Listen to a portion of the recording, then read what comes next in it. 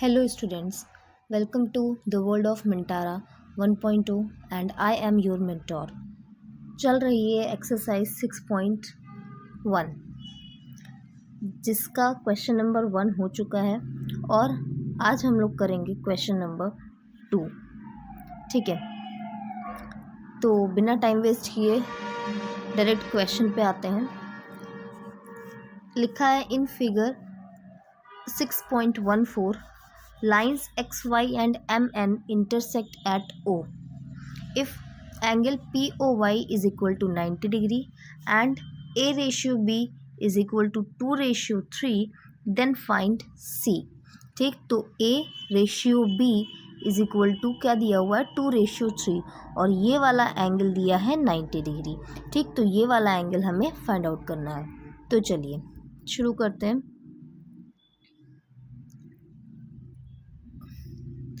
Diagram बना लिया और जो चीज़ दी हुई थी वो लिख ली और जो फाइंड आउट करना था वो लिख लिया। अब इसके आगे करेंगे। Line X Y and M N intersect कर रही है एट ओ। ठीक, तो हम ये भी बोल सकते हैं कि जो और जो ये ओ पी रे है ये स्टैंड कर रही है लाइन एक्स वाई पे। ठीक, तो हम यही यूज़ करेंगे। क्या यूज़ करेंगे कि if ray O P stands on line X Y, therefore क्या हो जाएगा, angle P O X plus angle P O Y is equal to 180 degree. और पी ओ वाई की वैल्यू क्या दी है 90। ठीक, और पी ओ एक्स को देखें तो हम क्या लिख सकते हैं, पी ओ एक्स इस वाले एंगल को हम एंगल ये ए प्लस बी लिख सकते हैं, है ना। तो ये हो गया ए प्लस बी। ये कितना आ गया 180 माइनस 90, मतलब ए प्लस बी कितना आया 90। ये ए प्लस बी कहाँ से आया समझ में आ रहा है ना। ए और बी एंगल ये वाला एंगल और ये वाला एंगल ऐड करके हो जाएगा ना ये वाला एंगल। तो ये पी ओ एक्स को हमने लिखा है ए प्लस बी। ठीक, और हमें दिया है कि ए रेशियो बी जो है वो 2:3 है। तो यहाँ से हम ए और बी की वैल्यू निकालते हैं। तो अगर ए की वैल्यू निकाल रहे हैं तो क्या हो जाएगा 2/2 + 3 5 इंटू टोटल कितना है 90 डिग्री। ठीक, इसको 18 पंचे 18 5 जा। ठीक, तो ये हो गया 36 डिग्री। वैसे बी की निकाल लो, ज़रूरत तो ए की लगेगी है ना, लेकिन बी की भी निकाल लेते हैं।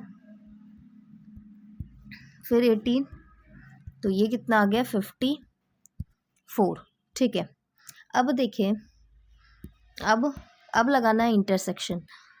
तो एक्स वाई और एम एन इंटरसेक्ट कर रहे हैं एट ओ। ठीक, तो चलो, if line X Y and M N intersect at O, therefore by vertically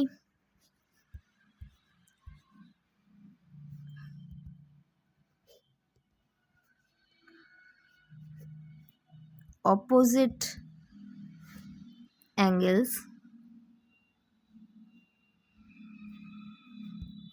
vertically opposite angle से देखें तो एक्स वाई और एम एन इंटरसेक्ट कर रहे हैं। तो यहाँ पर देखें तो एंगल एम ओ वाई और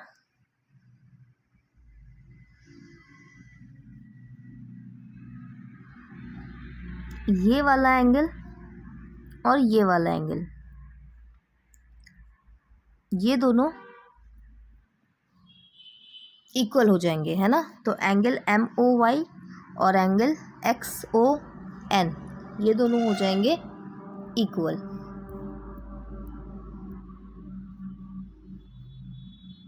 angle MOY is equal to angle NOX, और एंगल NOX जो है वही है C, जो NOX है यही है C, ठीक। मतलब C is equal to angle MOY।